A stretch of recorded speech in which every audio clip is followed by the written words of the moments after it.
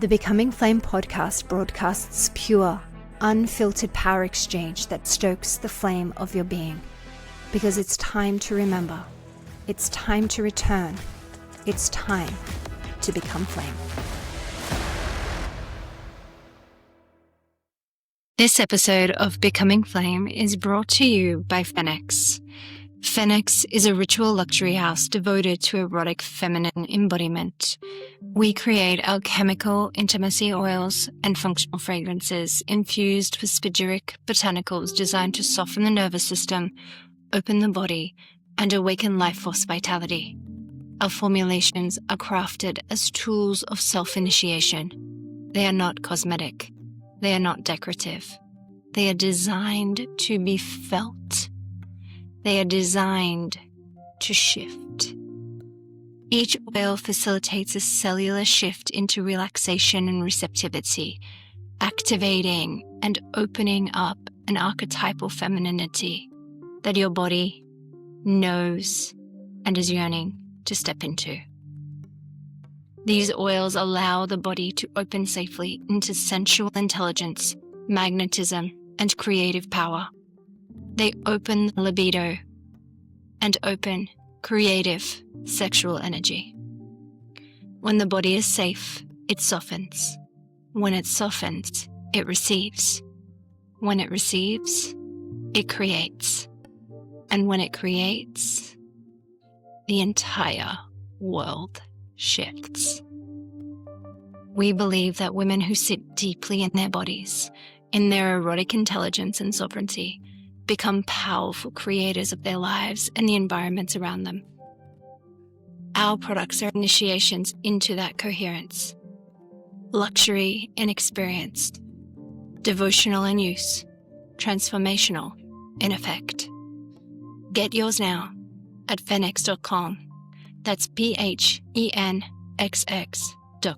Hello and welcome to another episode of Becoming Flame podcast. I am your host, Kait Tregenza, and I left you with an epically long story about receiving a business. I started highlighting the conceptualization of how to unpack and unwind from competition. And the reason that that's important to the story in terms of receiving a business that you are going to nurture and grow and birth is because in natural time, in harmonic resonance with the earth, in harmonic resonance, there is no urgency. There is no timeline or set date by which you need to have something done, completed, created. And when we used to create in femininity as the creators, and that's the most important thing to really understand here, is that the natural laws, the natural order of things is that feminine creates. The feminine is the creator of life. She holds the life force. She holds the vitality. She holds the eros. And that as her, in her body, in her exuberance and her vitality for life and her connection to her body and the bridge that she is between all that is and that what could be in material form, she acts as that conduit, that translator, that vessel, that connector, creator between these, the infinity of all that is, the realm of possibility and potentiality, into the manifest form of physical. And part of why eros and sensuality is so important is because the energy points within the female body, all bodies, but specifically the female body, where creation exists, is in those lower places within the body. It's not in the head. And don't get me wrong, like, the heart is very important. It's a frequency signal. It is the emission of who you be. It is your compass. It is your connecting to, it's your connector, not your creator. So you don't create from the heart, you connect from the heart.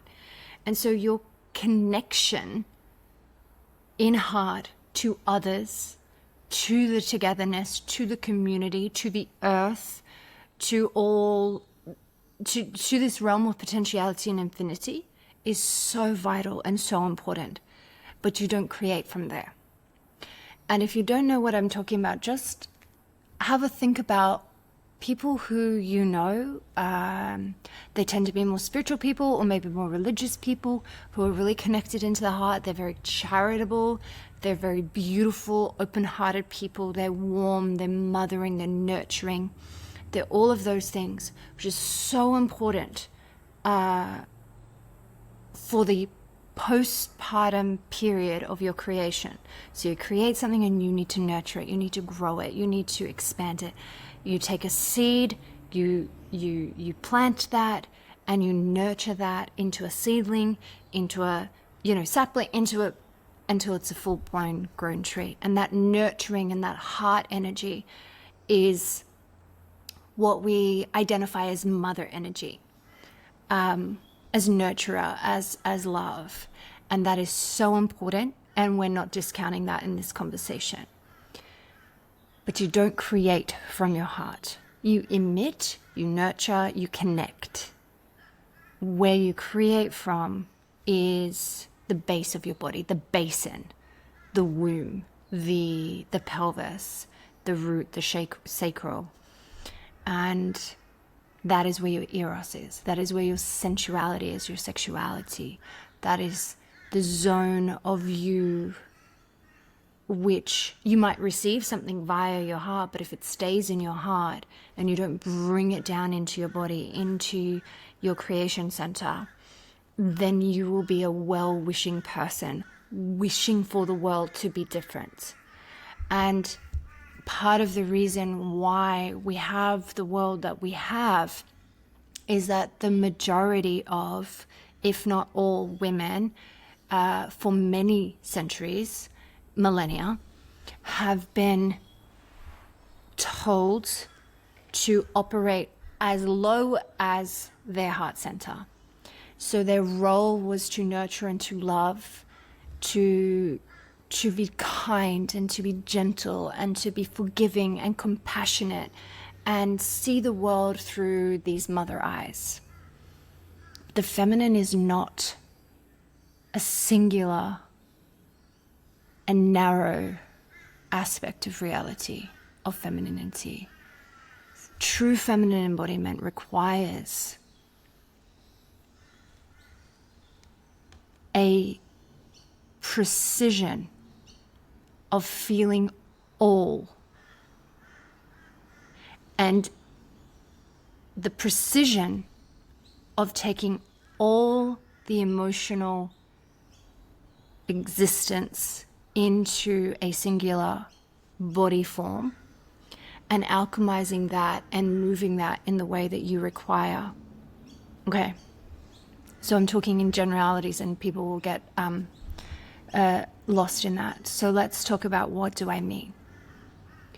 In order for you to live a pleasurable and joyful and true and coherent existence, you need to be comfortable in feeling the opposite polarity, which is pain, which is wrath, which is rage, which is anger, which is decimation of self, which is the complete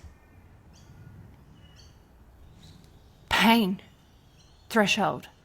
So the more pain that you can feel, the more pleasure that you can feel. And the more pleasure that you can feel, the more pain that you can feel and withhold and transmute and transform.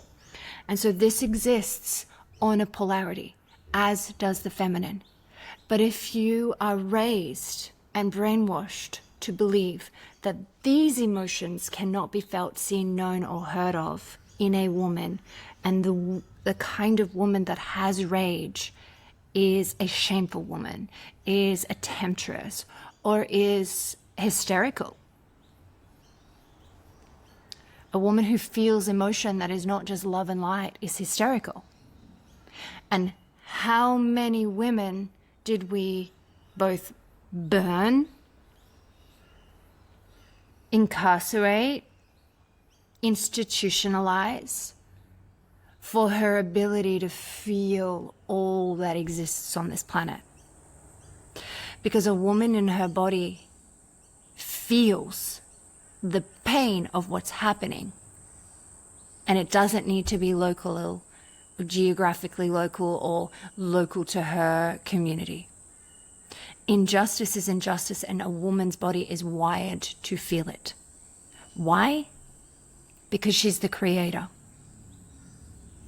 Because she's here and she has the innate alchemical capacity to shift the world from as it is, with the injustice, with the pain, with the war, with the competition, with the decimation of each other, with the inability to hold extreme in the world and still find love, and still find equilibrium, and still find equanimity.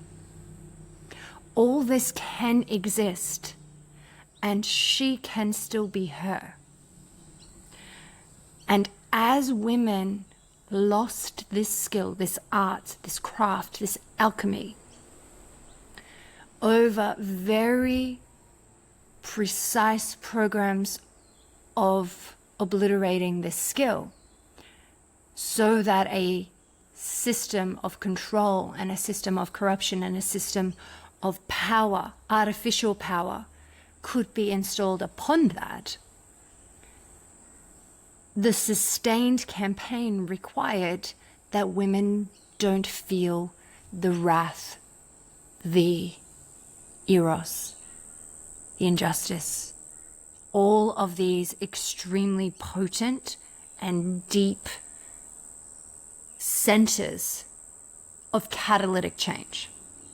Because the moment a woman brings that into her body and feels it and doesn't collapse under that, because she is powerful, because she knows that the feeling of this extremity opens up the feeling of this extremity, because it's a polarity and it's on the same pole, and the alchemical capacity is within the body.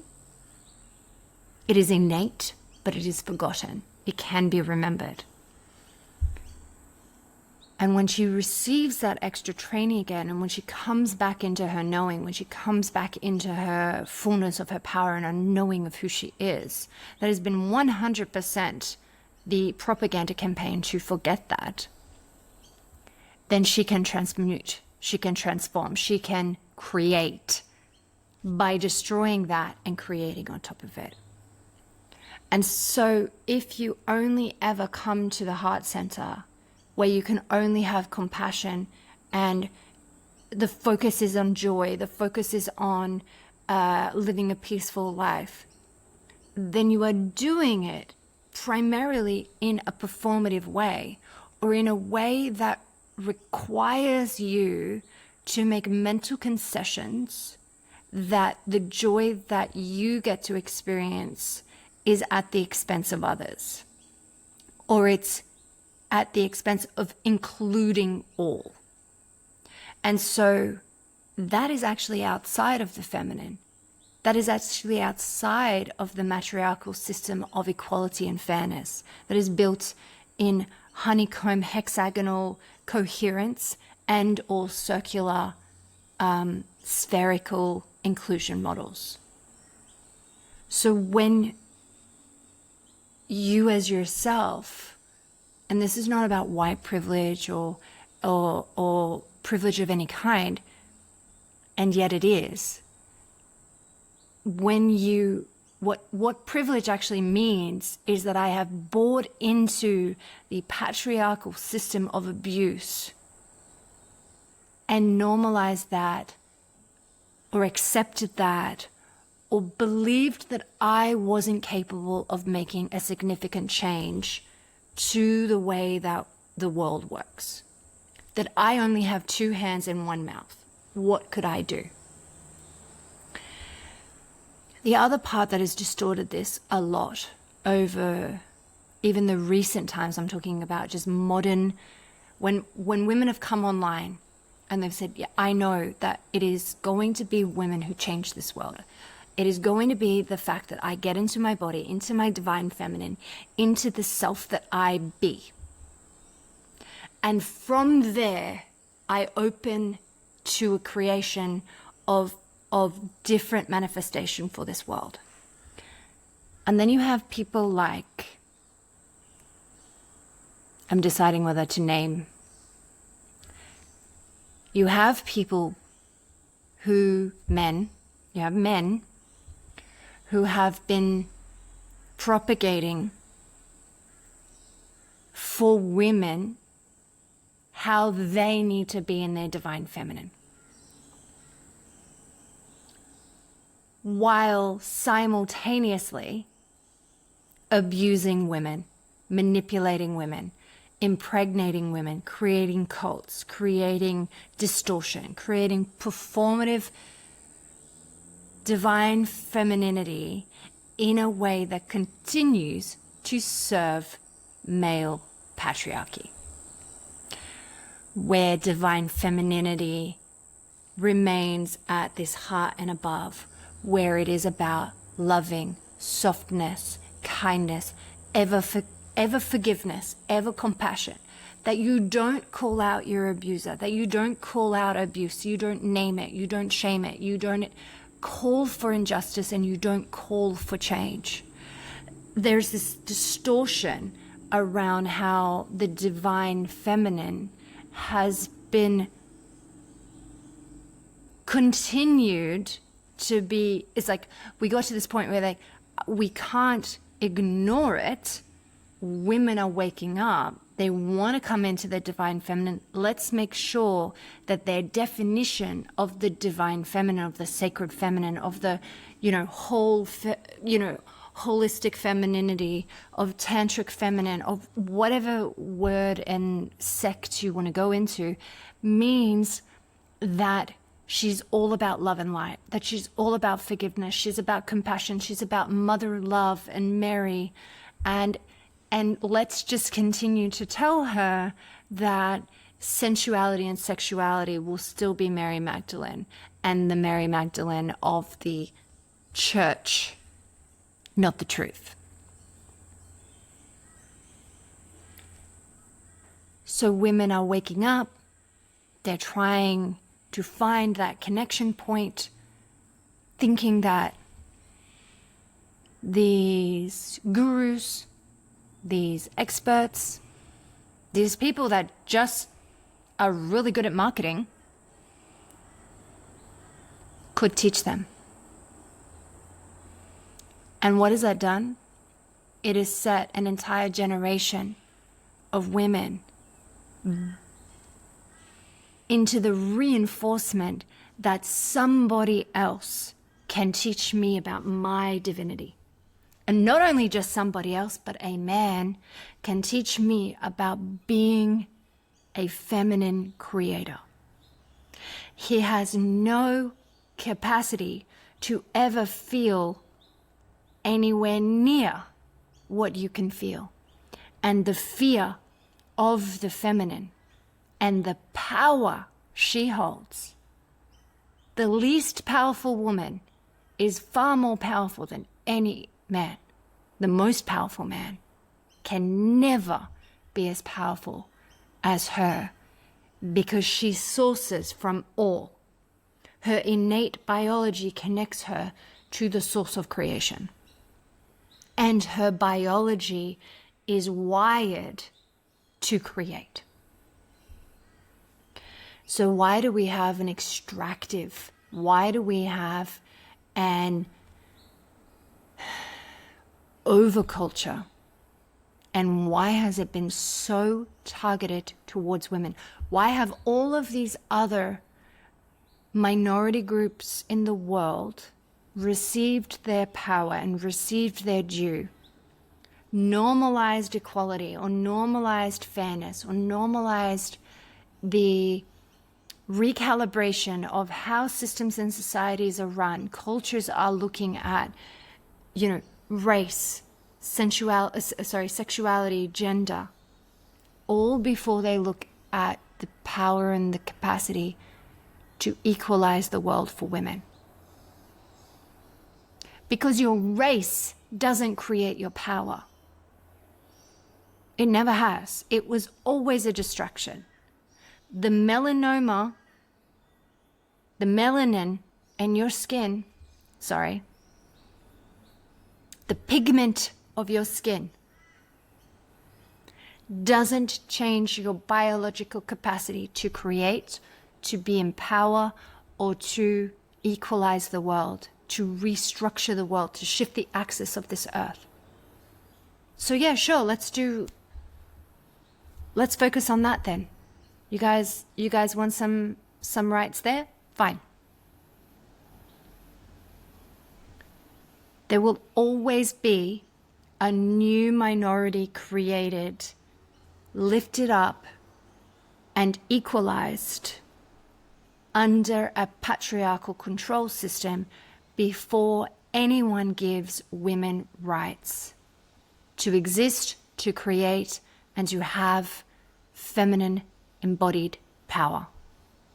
Because women with feminine embodied power, if we had 4 billion people who had feminine embodied power, we would not have a patriarchy, we would not have war, and we would not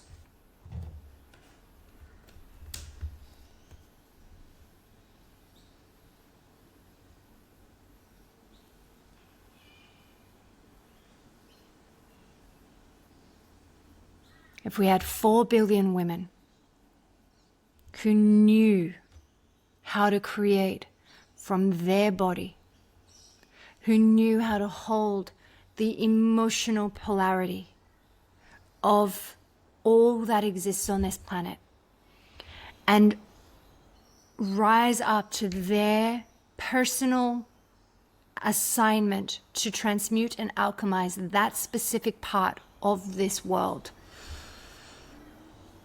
we would no longer live in a patriarchal control system. We would no longer live outside of human nature. We would no longer live outside of nature. We would no longer extract. We would no longer rape, pillage, or pummel. Because a woman in her power, in her infinite power of the biotechnology, is innately connected to nature. That's where she sources her power. That's her support system. That's her feedback loop. She is naturally coherent to truth, to true power, and to the knowledge of how creation exists in connection to the realm of infinity and potentiality. You wouldn't be able to live in the way that we live now because you wouldn't have a hierarchy, not only a hierarchy within human species, but you wouldn't have a hierarchy that would exist that puts you above the plant kingdom, that puts you above the animal kingdom, because it is deep ego, ignorance, and false creation of power and control that has ever led people in general to believe that we have more intelligence, that we have more power, that we have more to offer this earth. And that comes from a system that is so disconnected, not only from their own bodies, but from the earth, from its ecosystem and its functionality. And when you have a system and a culture that creates illegal access to plants and their medicinal and healing properties, when you have a system that makes it illegal to live in nature, to live where you need, where you cannot access clean drinking water and clean food, and you are reliant upon a lab-created, petrochemical-based pharmaceutical system that gives you lists of, side effects and complications from taking that, over the propagation of and the promotion of holistic plant medicine that brings you into unity and coherence because of the codes that are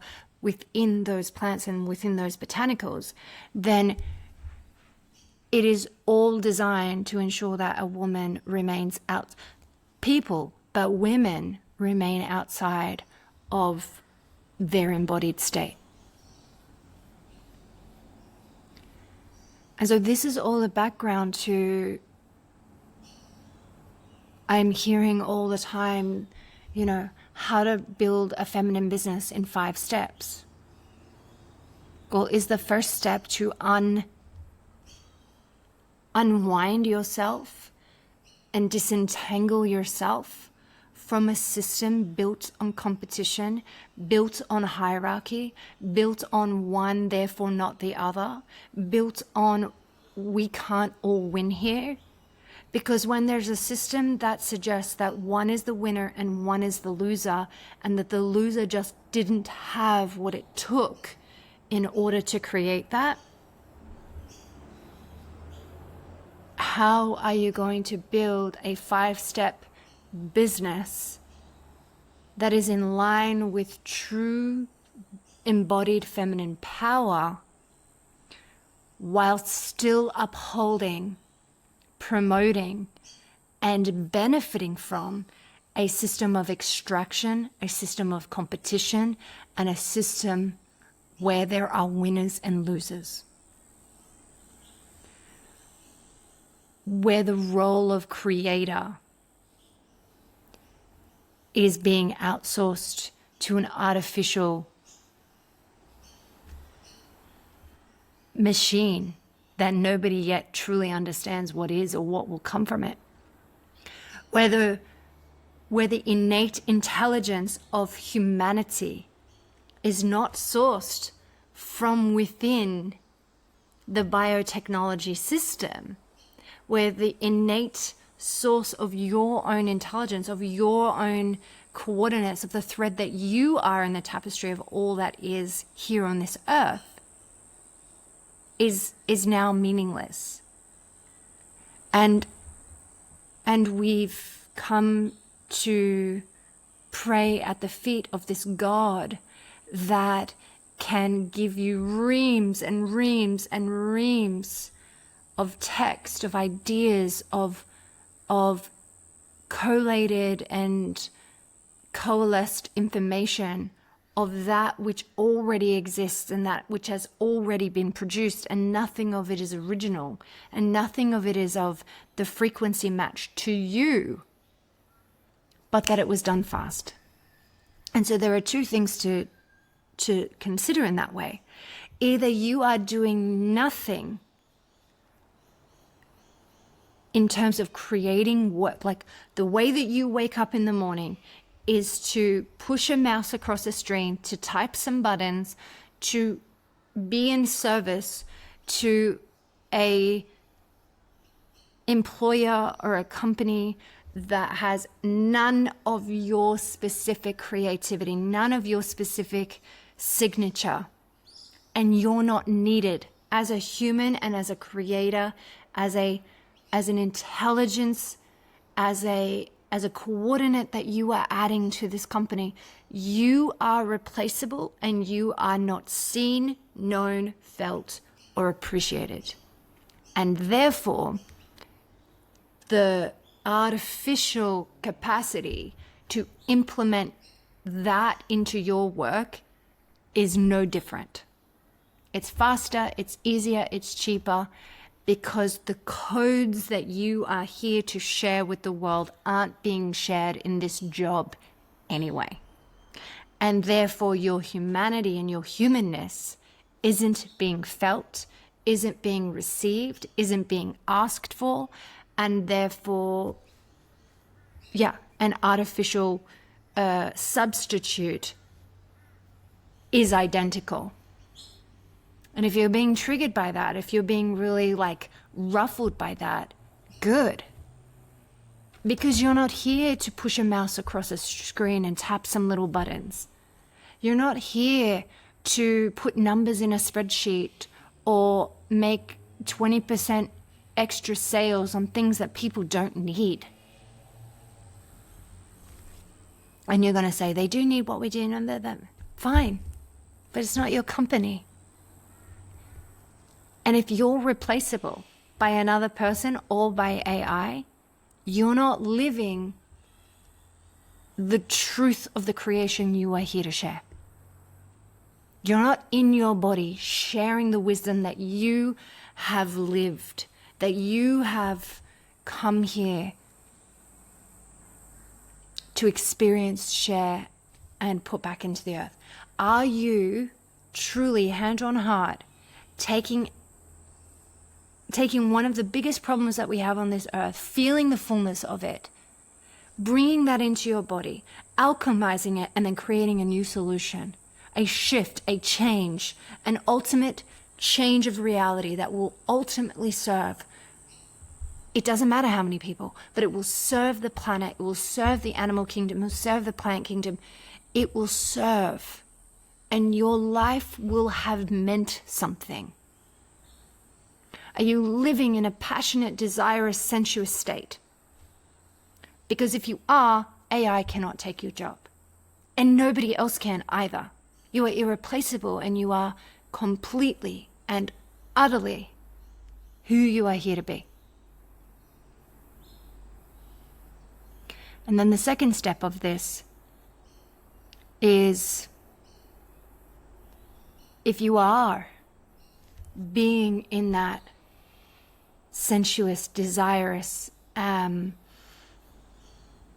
human, female role on this planet, and you employ AI to do some very basic things around that, not your thinking, not your creation, not your infinity, not your receivership, but like sending out an invoice. Sure, okay, that's fine, whatever, that's what you want to do.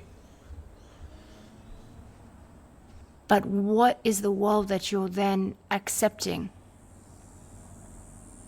That's the part that our frequency, that what we stand for, that's where our eros and our desire and our embodiment of that is the passion of what we're here.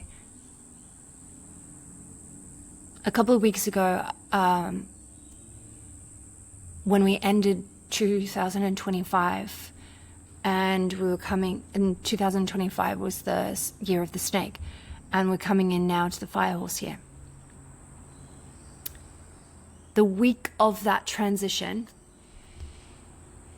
well, a couple of weeks prior to that transition, I saw 3 pythons, house pythons.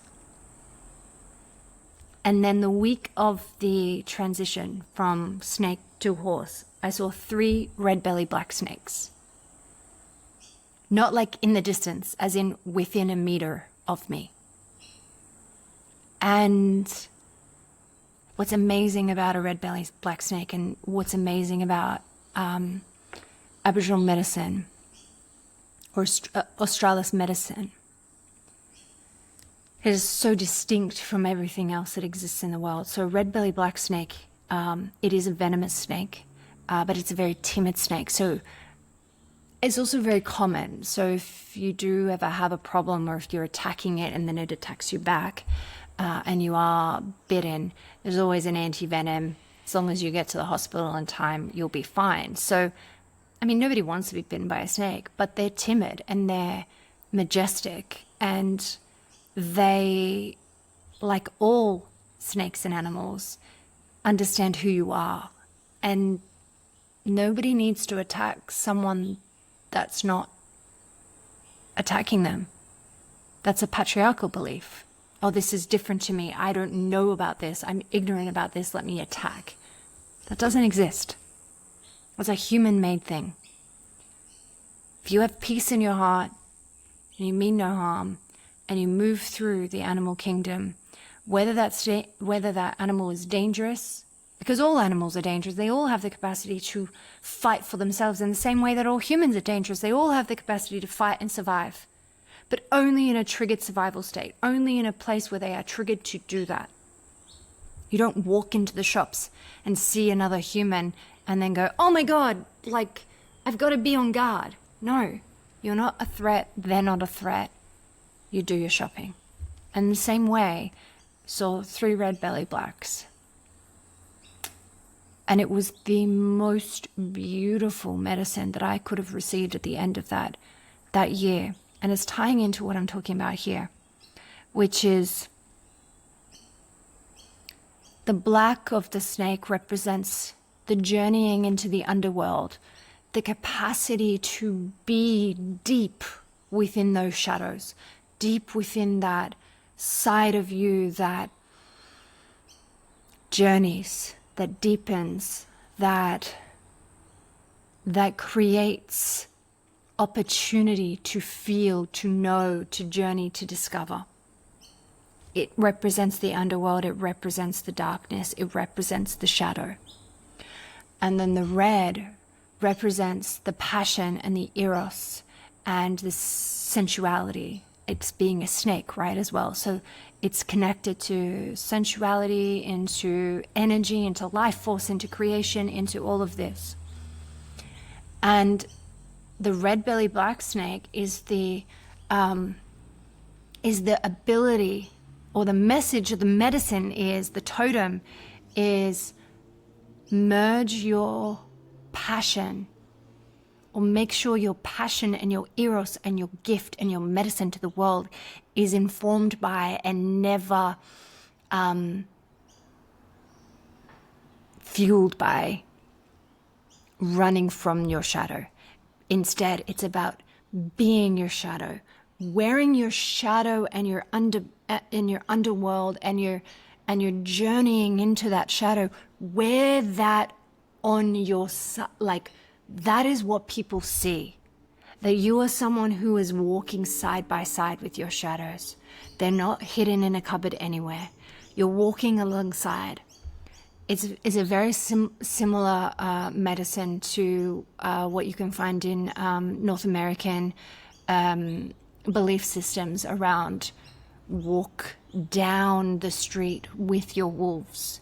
Make sure that they are fed, but make sure everybody knows that you have tamed them. You are the power, not the shadows. You're not going to be triggered off here and there. You are going to be the kind of woman that says, yes, bring the shame to me, for I know how to alchemize it. And I alchemize that into the passionate, erotic life force energy that this world needs for me to hold. And so as I went through that deep 2025, for me, 2025 started in 2024. For a lot of us, it did. And I felt that snake, and I felt that shedding, and I felt that letting go, and I felt that journeying into the deepest walk of the underworld that I have ever gone through. And when 2026 came along, I was like, no, don't let me out. I love it here. There's all the answers to the entire world in my underworld. I don't want to leave it. I don't want to stop living here. I don't want to have to come up to the surface, because the underworld is where the power is. It's where my power is. It's where my passion is. It's who I now am. I'm an alchemist. I'm a transformer. I'm a creatrix. I'm a woman in my body. And I'm no longer scared of anything that can come, because these triggers are information, they're data, and it takes me deeper. And then I get that, and I want to live in the depths of me. I'm not a shallow water person. I'm a deep ocean dweller. I don't want to leave here. And these 3 snakes came, and 3 is obviously the sign of the feminine. And you know, it's a feminine number. It's also like a spiritual number in the sense that, you know, once is wow, twice is a coincidence, 3 is a message. It's for you. And that really said to me, you don't need to leave the underworld. You don't need to leave the ability to alchemize the depth of the emotion of the world that we're all feeling, but you need to bring that into your erotic creation now. So it's not just about destroying and destroying and destroying and unbreaking and shedding and getting rid of and clearing out. Now use that which you know and create into new. Create life, create the shift, create the new. And that was really powerful and potent medicine. And it's very similar to basically how PhenXX came to be and came to be in the world. You cannot create from a place that is full of something else. You cannot create in and amongst the buildings of a system that doesn't serve women, of a system that doesn't serve children, of a system that doesn't serve each and every single human on this planet as equal or as a being of love. And so the shift is not come into your feminine embodiment and have great sex. Because you coming into your feminine embodiment for the purpose of having great sex and not seeing and not taking responsibility and not fighting in the feminine way for more. And what's the feminine way of fighting? You hold the frequency that you be, you bring that into your body, and that's your signal. And your signal now sparks the codes of change in each and every person that you pass by. I mean, what's fascinating to me is that I have a scent company, right? And part of the reason is the feminine embodiment leaves a scent. She leaves a trail. She leaves a path to follow. And if you look at this in the animal kingdom, they follow the scent of the most powerful leader. And what is powerful in animal kingdom? That which is in the leader. The leader is not exerting over. The leader is. The lioness is. She knows where she's going. The phoenix knows how to get there. The dragon knows the pathway forward. There's no requirement to go into war.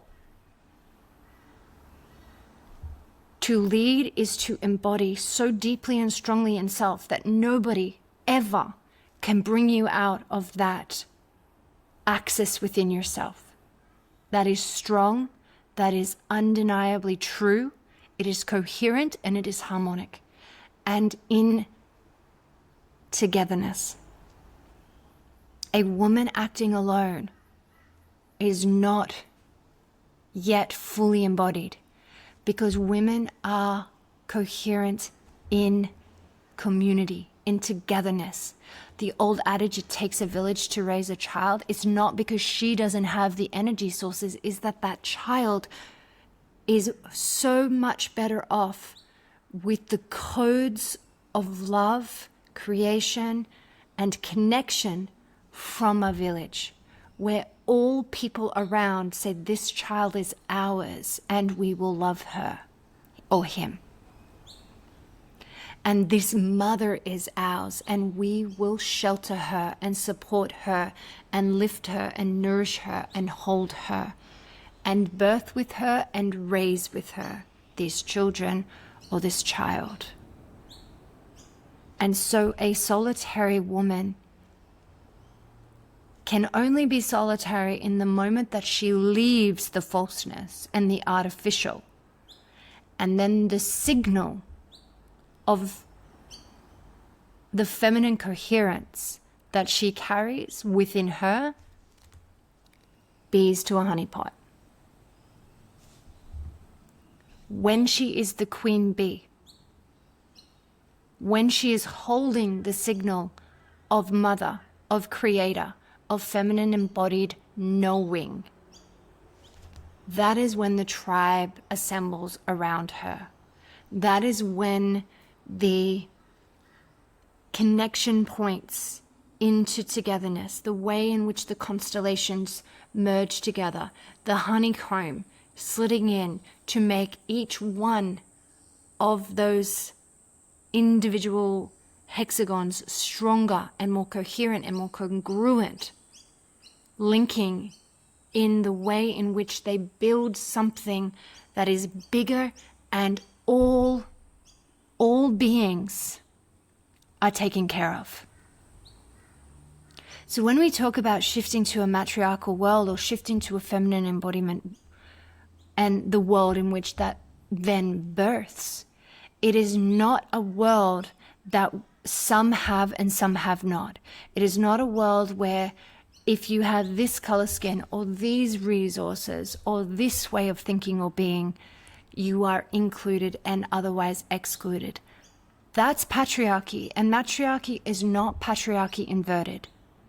It is about looking at structures of humanity in a completely different way. We eradicate triangles and pyramids, and we implement circular, holistic, and fully integrated community systems. And sometimes our cities of 6 million, 10 million, 20 million people are too big to create that from. And so you have micro communities, micro villages, tribes that connect with each other naturally and holistically. And they may or may not be biologically related, but they are coherent. And they are all on the same desirous pathway. And sensuality starts to take on a much more embodied form. It's not about sexuality, sex, or the outcome of orgasm. Sensuous living and a sensuous woman is one that can hold those around her and be held by them as well. It is not a one-way street. It is bidirectional and it is multi-directional. We are receiving and we are giving. We are receiving what we need, and we are expelling that which is a multiplication, and we are exporting that which is multiplied by that. We get out of the transaction of I give you this and you get this. It is very much around how can we all come together here and think of a bigger and better vision. So you have one partner, and then all of a sudden you're holding the dream of what could be. You're tapping into a much bigger, infinite potentiality than your mind could ever come up with. And then that person adds with their embodied form a connection to an even bigger vision and an even bigger one and an even bigger one. And yet somehow the extraordinary nature of that dream, of that vision, of that reality that could be created can be created in very simple, easy step-by-steps because of the embodiment and the holding of that frequency signal and working with the resonance of that earth, that everything shifts to the synchronistic, spontaneous creation of that. You're not a floating head trying to think of it into the world and trying to create something from your effort. Where you becoming the exception to the rule is now celebrated and you are now put on a pedestal. Sometimes we slip for a reason. Sometimes we slip for a reason. Because when you are put on a pedestal, where are you getting your energy from? When you are in an extractive system, you don't have a connection into an infinite energy source, but you know that children do. Are you really surprised about what's happening? Are you really surprised that this continues? We've known about these pedophile rings, these human traffickers who are involved in powering up a corrupt, artificial structure outside of nature, women and children. There is no need to ever close your eyes to this anymore. And if you do, and you don't know how to create from your innate biology, which is the embodied feminine, and you don't know how to do that,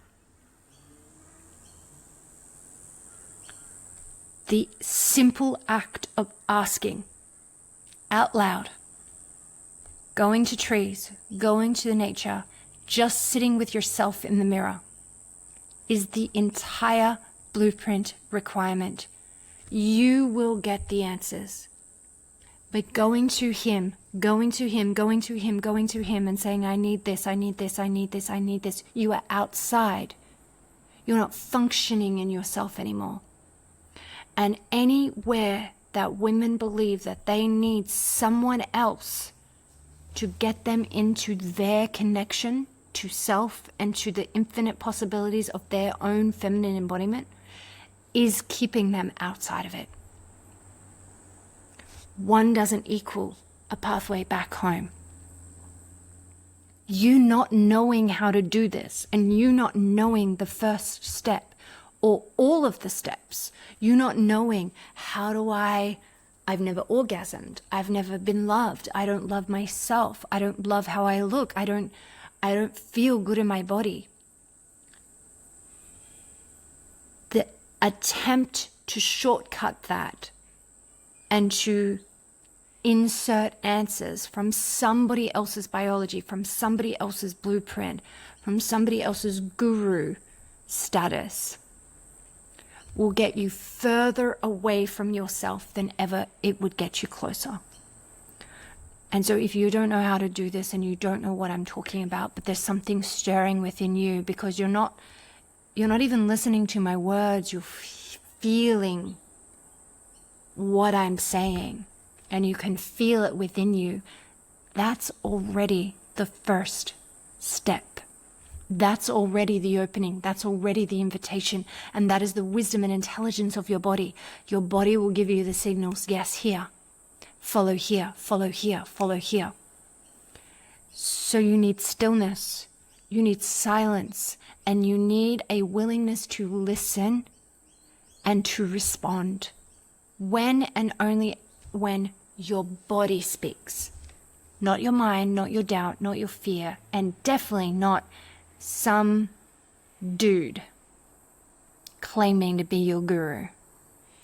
Because all those dude gurus just ended up on a list, molesting, trafficking, and worse, women and young girls, women and children. He's not your guru, and he never was. And even if he was good and pious and amazing, he's not your guru, and he never was, and he never will be. And neither is any woman. And a truly embodied woman will not give you a step-by-step guide to finding your own sense of connection to your own embodied self. She will give you the codes. She will give you an activation point.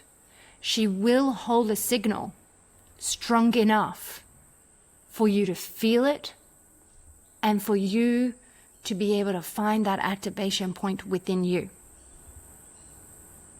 But anyone, woman or man, who is telling you, come into my course and I'm going to teach you how to be yourself, what does that woman know about you?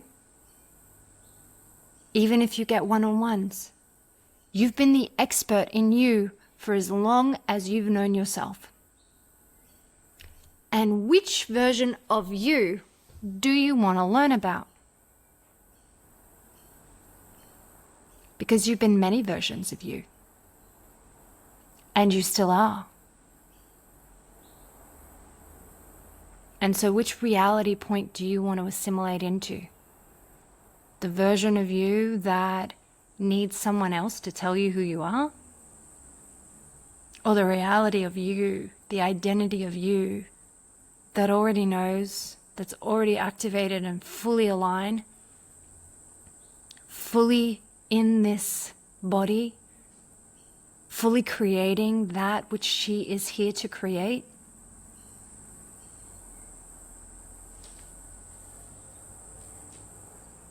What do you need somebody else for? The biggest change for me was when I started working with plants. Because I couldn't find a teacher to hold me in this anymore. I couldn't find a guide or a mentor. They kept trying to diminish me. They kept trying to put me into their model, their 5-step plan, their 10-step plan. So here's the multidimensionality of me, existing in multiple dimensions, multiple realities, multiple lifetimes, just even in this body, where I am complex and I am contradictory and I am woman. I am transitioning into all of this that I am in the full embodiment of me, and I'm trying to hold someone who wants to put me in their structure.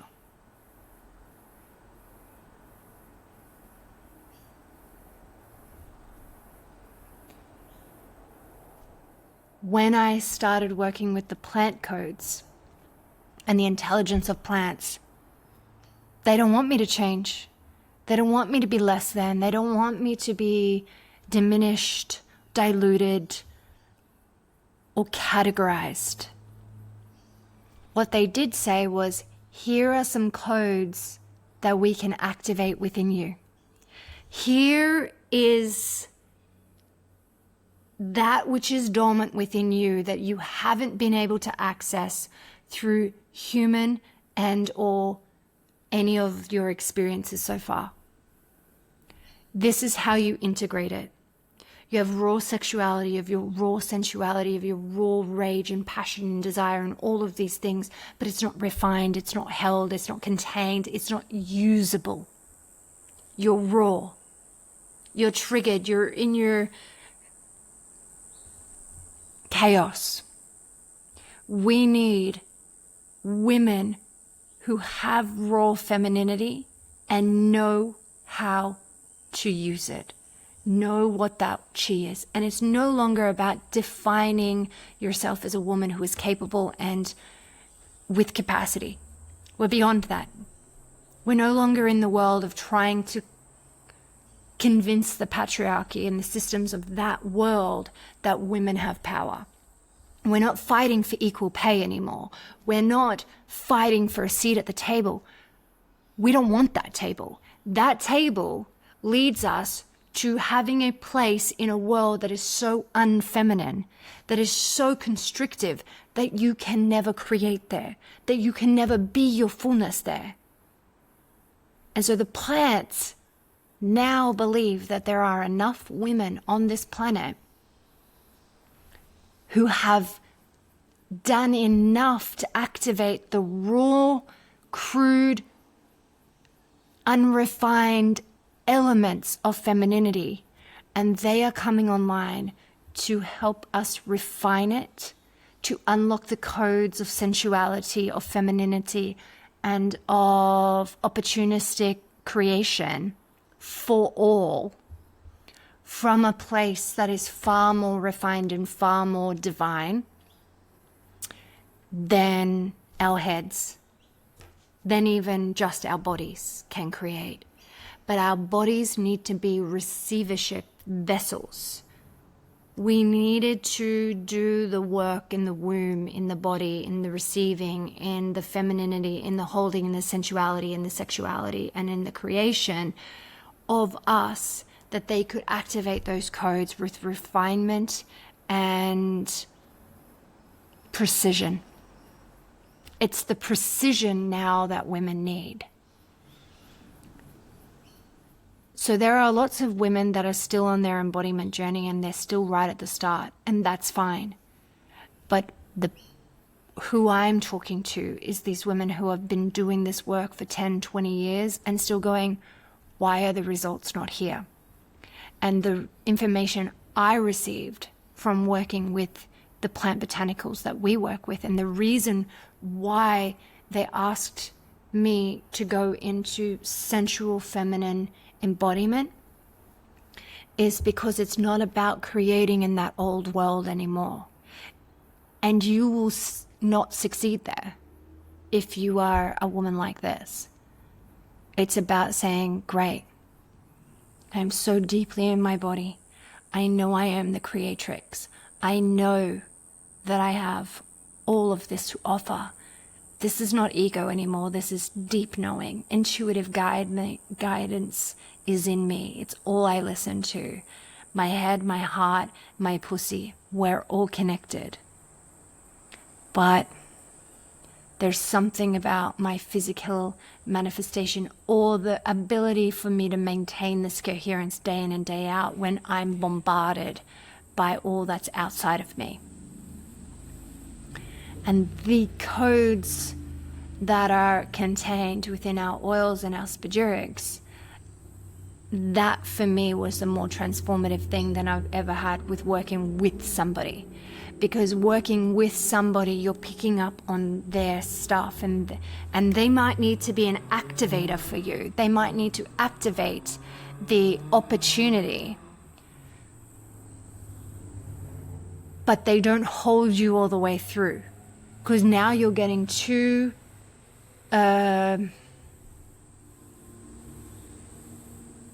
if you're getting too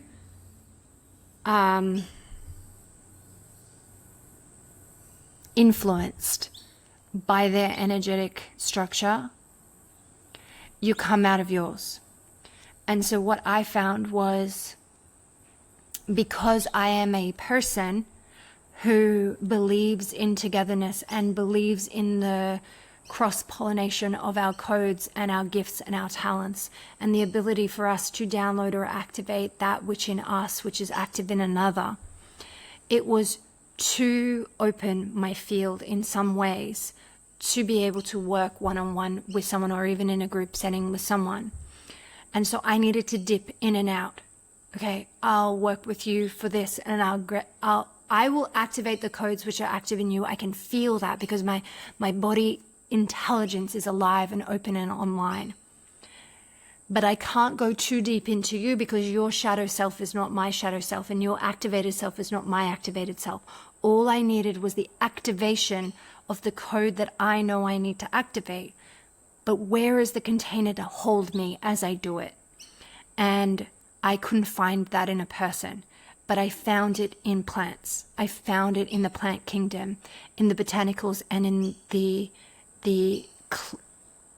way in which they came to me to talk to me about the medicine that they were available to give. Was, this is a container space.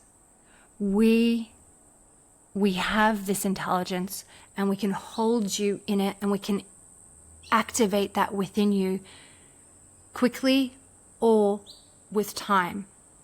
And as you come more and more and more online, that is how we will support you. And as I as I worked with them, I watched my desires around how I live my life change naturally and without force. I watched that I wanted to be a woman who dressed in a particular way now, or I wanted to live in a really passionate way about certain things. I received more pleasure, and I took time, deep time with myself in nature. I had more energy, I had more vitality, I had more life force. I created more. I received, and then I alchemized into creation. I spent more time in deep presence with my child as a mother, in deep unconditional love. And I let days and weeks of mothering take the lead. And I naturally stopped thinking, I've got to sit at my computer, I've got to do these kinds of things, I've got to push. The timelines and the urgency fell away, but the output increased. So as my body relaxed, as it became a receiver, as it became open to sensuous and sensual living, based in pleasure, based in desire, based in love, I was becoming a very different manifestation of what societally I should have been, or I was being asked to be as a single mother, as a mother in general. So mothers aren't supposed to be sensual or feel pleasure or feel desire or be happy, be vital, have energy, play with their children. They're not meant to do that. And as I worked more and more with and taking this Bajuric daily and using the oil and becoming the woman I knew in my heart to be, not because I was doing identity work or trying to shift or trying to change, just because the activation of the codes within me was shifting my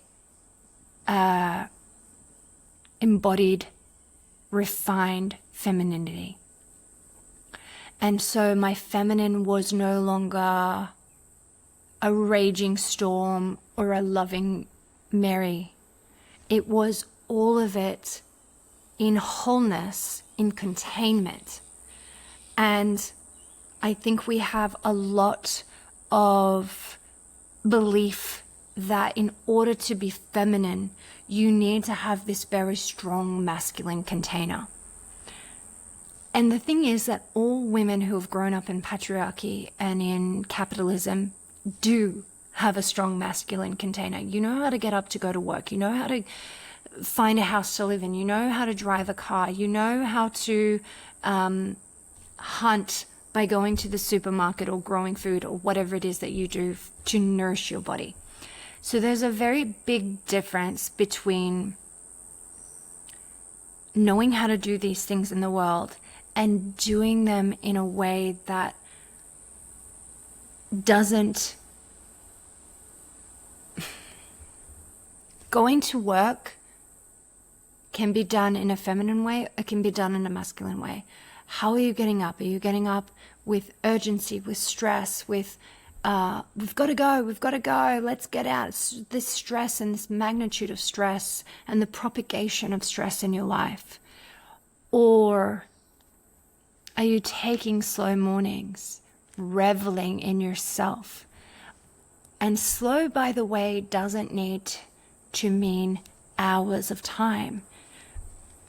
It can just mean without that urgency, without that fear of I'm going to be late, or I have to do this, or I have to get this done.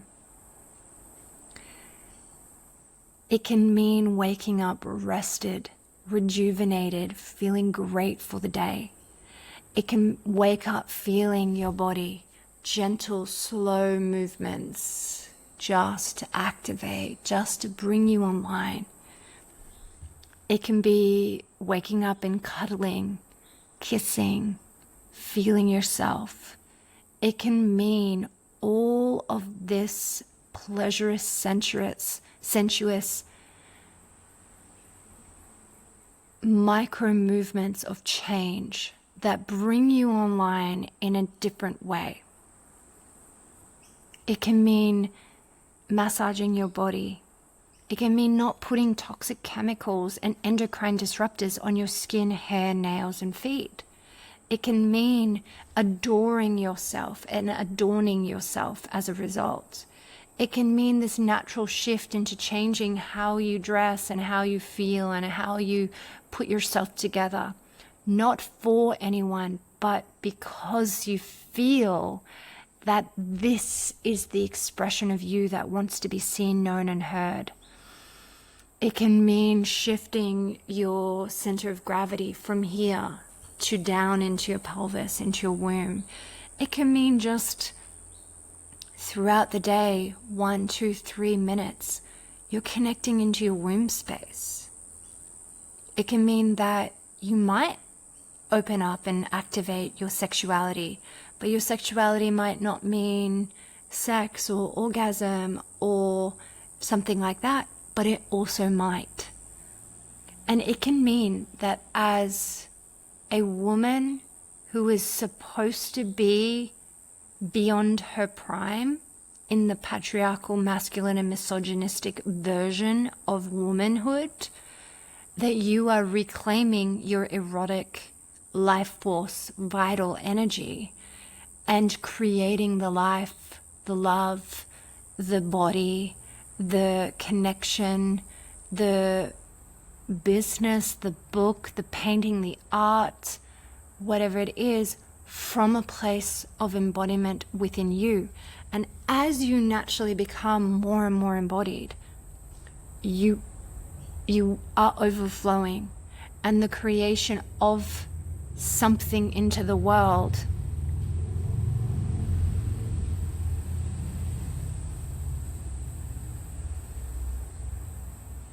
So as you are overflowing, your creation and your desire to create something into the world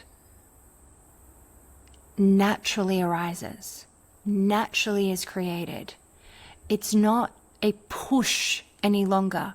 It's a following of the synchronistic, spontaneous urge to create that is coming from your body, that is coming up from within you and out.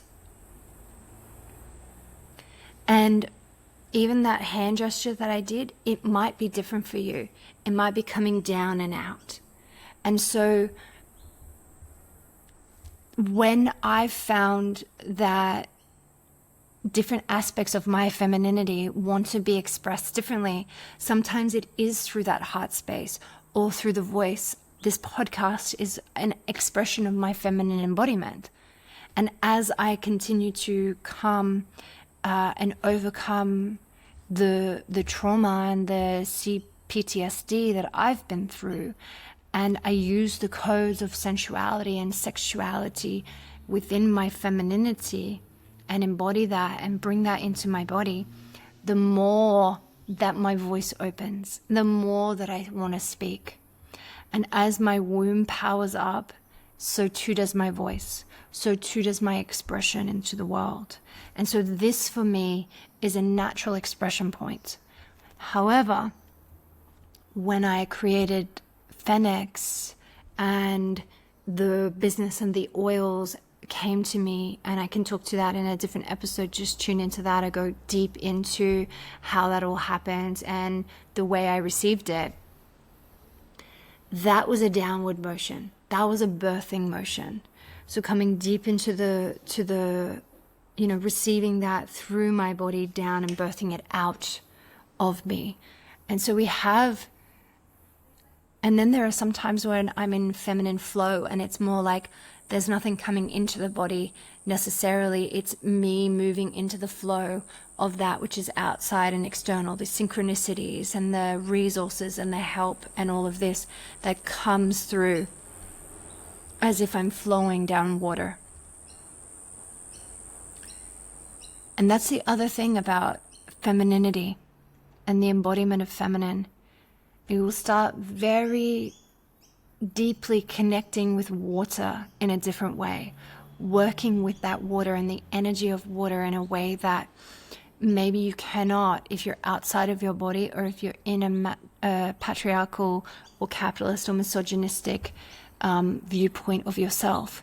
Because not only is it that we are made of water and we are water beings, and that we are flesh covered water, but the water of women, we are the water bearers, we are the activators of waters and the receivers of waters. We carry our children in water. We work so deeply with water at a subconscious level, even when we're asleep, that once we wake up and once we embody, the way and the connection point into water becomes a creation mechanism and an ally in creation as well. An ally in identity shifting and opportunistic ways of working with the quantum field is via our connection and our innate beingness in water. For many women who have had lifetimes in bodies of water in this lifetime, or like a different planet of water and connection, they often feel that and can connect into that really, really easily.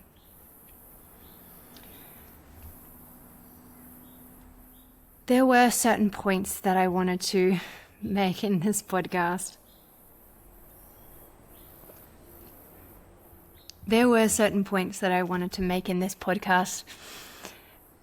Look, it's so hard when you sit down to try to do this kind of thing from the head. What comes out of my mouth and what comes out to be shared, I just have to trust the transmission, and I have to trust that this is what you were here for. There was a lot of different themes in this particular podcast. This episode was a little meandering, but sometimes it's the meandering and sometimes it's the connecting of subjects that don't normally get spoken about together that can activate a different aspect of you and a different way of thinking and being. However, I think what's most important in listening to this episode, and any episode where you are listening to someone who is defining the feminine and moving into the feminine landscape more and more, and into the creation space and this creation of this new earth and this new reality for women and for all beings, is it so much less about the words and so much more about the field that they are coming from and the frequency that they are emitting. And if you connect to that person, they have something for you. They're not your guru and they're not your savior and they're not going to change your life, but they have an opportunity to activate for you. In my case, I very strongly don't want to work with women to activate them in any particular way around coaching or masterminds or helping them to believe that they are what they're not. For me, it is around offering the portal to that and to the codes that have transformed my life via the plant medicine that has helped me more than anything else. And so if you would like to check that out, there is a discount code in the show notes below, and you can look at the PhenXX website and see which oil designed to activate various different parts of the feminine archetypal spectrum might be most attractive to you at this time. Yeah. Well, thank you for joining me on that meandering journey, and hopefully you weren't lost in the process and you got something very valuable out of it. Have an amazing day and see you for the next episode.